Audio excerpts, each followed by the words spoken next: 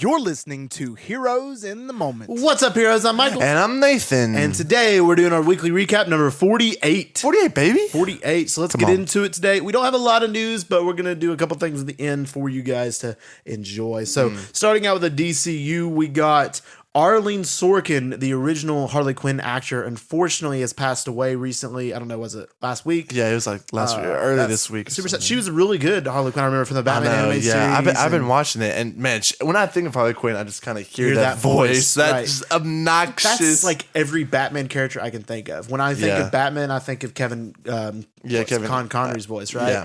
And obviously he recently passed away. And then when I think of Joker, I think of Mark Hamill's voice as well. Or you think of like Heath Ledger, but they're different to me in my mind. And then all these other characters, and then Arlene Sorkin's Harley Quinn as well, I think of. She never got as much love as the others. She didn't. But it's really sad to see that. So we're shout out there. We're sad. Yeah. Condolences to the family, absolutely. So next up, we have that Blue Beetle. We're trying to stay relevant. Change of pace. A lot of things here. So Blue Beetle, there's multiple things that Blue Beetle, the director, and the people involved with this movie have done. First off, being that they have said that Blue Beetle ties and will tie to the Blue Booster Gold series that James Gunn's doing in the DCU, and that Ted Kord will be in the Booster Gold series. Yeah, and it's all connected there. So I can see that. Did you see the casting rumors for Ted Kord? No, I did not. Was it Jason? How do you say his last name? Sudeikis? Yeah, aka Ted Lasso. Yeah. Apparently he's like the dream cast. It's what the director was saying. He would fit it. It would work. I've been watching Ted Lasso. Booster Gold, Ryan Gosling. Ryan Gosling. Yeah, that'd be fire. Or Chris Pratt even could fit that as well. So I don't know. I just don't see why this information is coming out now. You know what I'm saying? Like they're trying to boost this Booster Gold series, but like Blue Beetle's still out. Yeah, and it's still no one's going to go see it. Who knows with that? And then also Blue Beetle, you said something. What did you say about the... Listen, man, Warner Brothers is claiming that due to Tropical Storm Hillary, which is affecting the West Coast, that it's affecting their box office numbers, which I'm sure is true in a lot of cases, but they're like kind of completely blaming this like massive flop on that. And storm. Plus, I mean, it's been out, like 2 weeks now? The movie's been out 2 weeks. And yes, I mean, the storm's horrible, and best wishes to the people on the West Coast with that. I definitely hope everything goes well and everything, is turns out okay for them. But like West Coast, yes, there is a lot of people that live in Los Angeles. There's a lot of people that live over there. But at the same time, there's a lot of people that live over here too. Yeah, and there's a lot of people here not going to see that movie. And they're just not going to see it. So you can't really blame a hurricane or a tropical storm on your movie fun. Yeah, I mean, it's different. It feels like, nationwide or something like this. But this movie was flopping. And plus, honestly, though, like, if Spider-Man No Way Home come on and there was a tropical storm going on, people were still going to go to the movies and watch it. If they were good, they would go see it probably. Absolutely. So, that wasn't. Also, trying to stay relevant, the Blue people. The Blue People. The Blue People. Smurfs are coming. Oh, dude, man. I think we've had enough of Smurfs. So, the Blue Beetle director has apparently said that Green Lantern, or a version of Green Lantern, is in the movie. So you got to go see it again now that you. Yeah. So the real question: are we going back to watch this tour? Or are we leaving? I'll watch it again when it comes to Max. How about that? And then I'll see. And then going back for the green. I'm not going back. We're not going to spend our evening watching that. I'll watch it again, but I'm not going back to the theater to watch it. I definitely am curious to see. Like he said, like a green light in space you can see or something like towards the beginning of the movie. I'm curious to see it, but I didn't see it. Who knows? Like. Say it even wasn't a Green Lantern. Like that's just a desperate reach to try to get. Imagine it was just a green light, and they're like, "Yeah, that was a green lantern." That was Green Lantern. It's like a green light flashing in like a whole like bunch of lights at the same time. I was like, "What?" It actually it's kind of funny when we watch the movie and it actually like shows up and like you just see Ryan Reynolds just like stand up as outdoor and went, "How do we miss that?" I missed that. He has like a couple lines, dude. Like what? Like what? We missed that. I must have been asleep. They brainwashed us. Like, yes, I don't know. We got distracted by Hero in the Moment. We got distracted. Yeah, we got distracted. They're like, "What you trying to be a hero in the moment?" I'm like, "We are. That's us." I'm still expecting those royalties. We are the heroes in the moment. All right. So now over to the MCU news. We got some interesting stuff. So first off, no surprise here. Doctor Strange 3 is in the works. I mean, we expect that. Bring it on. We want him to finish his trilogy, absolutely. And then this is some news, and this is some good news, I would say, is that it's rumored that Nicolas Cage may return as Ghost Rider. That'd be crazy. My guess is in Secret Wars. So I'm kind of down for that. I would love that, dude. I mean, Nicolas Cage is Nicolas Cage. He's a legend. You're getting who you get with him. Him as Ghost Rider, I think, is a great cast. And then, obviously, man, that would provide a huge boost to this movie, even though it doesn't need it. That's very, very But true. I would love to see him in future projects as well. My only trouble is, like, I really think potentially, like, if they would have marketed it, like, they still could do it. But, like, the fact that the MCU's been so what it was, and if it has a really major, like, upbringing, I really genuinely think if they would have, like, gone off the high of Endgame and then built off that and still been as successful as they were, I genuinely think Secret Wars may have been the first movie to make $3 billion. Really. I think it could have. But now, I think that's a hard ask. But they got to market it right. Yeah. We'll see how it goes, but you never know. Yeah. But also with that is Ghost Rider, apparently not Nicolas Cage, but a new Ghost Rider is apparently a series or a movie in the works as well with that. So I think that's great. And honestly, man, I'm praying it's not a Disney Plus show. Stop giving us these stories are they're underdeveloped, they're rushed. You know, they start slow, they end really fast. Good guy fights bad guy at the end. Give us a movie, a little 2 hours. You know, dive into a story, get into it. And I just feel like it's hard to do Ghost Rider like really well because he's such a powerful character. It's like, what threats can you really pose to him? And at that point, like a lot of the threats have to be like internal. Yeah, you know what I'm saying? Kind of like what's his face in Megamind, the superhero there. Like, he's so powerful, like nothing can stop him. So like his battles like within himself, like who am I? Yeah, that'd be cool. The Ghost Rider. Am I Knuff? Yeah, am I Knuff? Tie it in with Barbie. You are. Right. So also with Secret Wars rumors, Michael Waldron and Jeff Loveness are no longer attached to Secret Wars. The writers, Michael Waldron wrote Doctor Strange: Multiverse of Madness, and he also wrote Loki. Yeah. And he's also a big writer on Rick and Morty, but he's no longer tied to Secret Wars. Get that? He did Ant-Man. Did he? Or was that Jeff Loveness? No, it was just Loveness who did the recent Ant-Man, Quantumania. I'm pretty sure, yeah. I think so, tragic. Right? Yeah. It was, I don't know. It may have been Michael Waldron, too. I don't remember. Oh, I can't remember. That movie's forgettable, to be honest. Dude, that movie is booty McBums. Point is, it makes me wonder, like, first of all, why? Say... Huge W for Marvel here. If Kevin Feige's realizing that, you know, the quality script needs to be better, he takes a look at it. He's like, it's complete doo-doo. You're fired. That would be fired. But if these guys are leaving, like...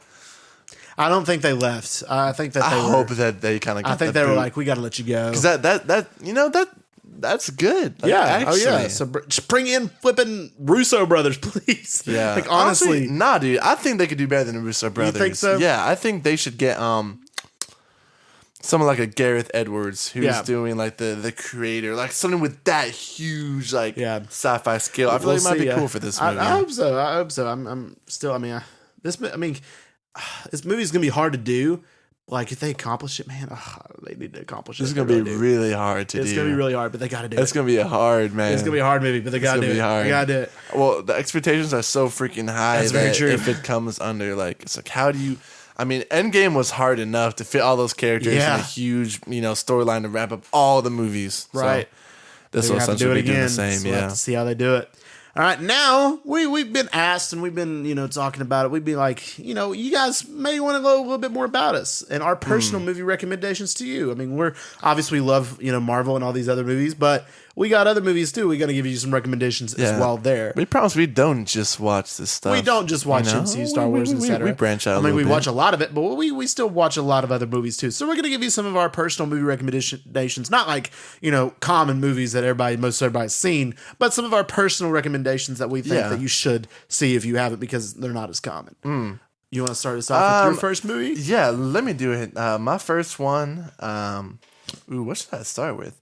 I'm gonna go with No Country for Old Men, 2007. Yeah, it was an awesome year for cinema. You had Josh Brolin and what's his face, Javier Bardem. Point is, he's like the most realistic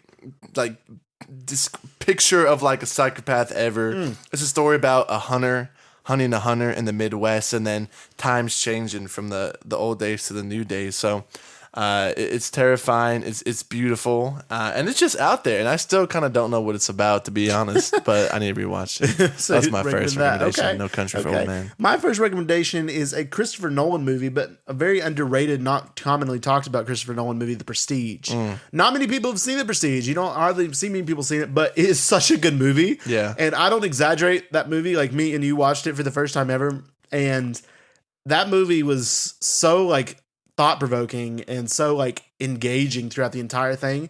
And was it such a good movie? Like it was so good. It is so good. I need to rewatch it personally too. It is so just good. to like understand because Yeah. that huge ending. You're like, what? Yeah, like he's Christopher Nolan's sci-fi, but you don't expect him to be that sci-fi Not in with the this whole movie. like time stuff. No, You're like, what? In this movie, I didn't expect it to be what it was. Yeah. Like it completely was such a good movie. I need to rewatch that. But that's my first movie recommendation. Yeah, my second one, it's kind of along the same lines with Prestige. You know, Christian Bale's character deals a lot with obsession, and so is this movie, and it's Whiplash. I mean, Whiplash has, possibly my favorite like hero and villain relationship ever between J.K. Simmons and Miles Teller. This film's awesome because it first like debuted as a short film, and then it got expanded upon. But J.K. Simmons is terrifying. Miles Teller is just heart-wrenching character, believable, but it shows like how a love and a passion for some like music for drumming can be turned into an obsession to where like it can destroy you. Yeah. So it serves as a really good message, but man, their scenes are intense. So Whiplash, it's so good. Okay, good one. All right, next one I have is Klaus. Netflix's Klaus on Disney Plus. I've talked about it before. It's one of my top 10 anime movies of all time. Such a good movie. I can't say enough good things about this movie. I cry every time I watch it. So good. I mean, the voice acting and just everything about it. Like, if you haven't seen this movie, come Christmas time, watch it, get you some hot cocoa, sit down, watch this movie, relax, and just cry because it's so good. It's so emotional, but it just has such a good family story. You can watch it with anyone. And I have Klaus as another movie recommendation. I'm gonna hit you with another one. This one, my last one I watched, but it's Parasite. All right, 2019 by Bong Joon-ho, South Korean film, and it's about. It's a story about class, right, and wealth. You have this like really poor, lowly family with aspirations to live like the rich. So it's a slow burn, and it is wild at the end. But Parasite is definitely worth the watch too. Absolutely. Another movie recommendation I have is actually an Italian film, and it is Life is Beautiful. And this movie is about the Holocaust and how a father and son get thrown into a concentration camp together, and how this boy who is very young, he's probably 4 or 5 years old, who doesn't really understand what's happening, and his father trying his hardest to work hard to essentially pretend that this concentration camp is a vacation. And that we're just on a vacation. It's just a game. That's brutal, man. It's one of the most heart-wrenching movies you'll ever watch, and it's hilarious. The fact that the scenes that he does with his son and all this stuff, like he's playing this stuff off like it's a comedy, like it's funny and stuff, and then you see the heart-wrenching realities of what's going on and the brutality of it, and it's such an intense, such a sad, emotional movie that everybody needs to see at least once in their life. So, Life is Beautiful, an Italian film. I'm gonna go with another Christopher Nolan movie. I'm gonna go with Memento. One of his first ones. This one feels very indie because at the time it was. There's not a huge budget, but as far as Christopher Nolan's plots, storylines goes, this one's my favorite. I mean, it's wild. You have this story going backwards in time, but then the story will flip, and then the story will be going forward in time. So eventually, like, they'll intersect, but they just keep on crossing over each other, and you're trying to figure out what's happening. Yeah. So if you want like an absolute, really well written, just mind twister, Memento is awesome. Oh wow! All right, for another movie recommendation I have is this is actually a Russian film called Come and See. And holy cow, this is both this and Life is Beautiful are both on the IMDb top 100 movies of all time. But it is a Russian film. Come and See. It's not many people have heard of this movie, but man, I'm not joking when I say this is the most intense movie I've probably ever seen. It's about a 14-year-old boy who essentially chooses to go to war for Russia on the communist side, and his realization that war is not what it seems. The beginning of the movie, it shows him playing with his brother, or not brother, but playing with a friend, pretending like they're in war, pretending like, all is fun, and they're just shooting, at each other with fake guns and all this stuff, just pretending, right? And then you see him find a gun, and when the people in Russia realize, okay, he's found a gun, he's old enough to serve, they put him into the war, and this is, it's about World War II, and he's placed in this position, and after leaving his village, he comes back in like a few weeks later, and his village is completely massacred. Yeah. And he left, and then you see this boy essentially as the movie progresses, and it's like a 2 hour and a half some movie. It's as the movie progresses, you see like he looks like an innocent 14-year-old boy, and by the end of the movie, he looks like an old man, but he's still 14 years old. And it's such an intense movie. It's actually considered one of the realest, most heart-wrenching movies of all time. Some people consider it the scariest movie of all time just because of the realistic nature of war there. It's so intense, so crazy, and it's just definitely a movie you got to watch with. It's one of those movies you can only watch once. Yeah, that's all. It just hurt to watch. You can only watch that movie once, and that's all. That's a sign that's really good. Yeah. I'm gonna wrap this up by giving 2. And these are very recent. They both came out last year. They both didn't do very well at the box office, but they were freaking amazing. I don't know why they didn't do better, but number 1, you have The Northman. Northman is I still haven't seen that one. It's this epic, like Shakespearean revenge Viking tale. The cast is amazing. The music is gorgeous. The cinematography might be some of the best I've ever seen in a movie. It is awesome. Definitely worth the watch. And the second one is Babylon, which we saw together. I completely agree. Really long, about the history of cinema. I'm not to there. But that movie also has a huge scale, a phenomenal cast. And it really, just because it's so long, a lot of people didn't go see it. But they really are missing out on both of those films. Oh, absolutely. I completely agree. All right, guys, if you enjoyed this episode, let us know by giving us a review and a download. Our podcast, Here's in the Moment, is available on all major podcast platforms, so check it out.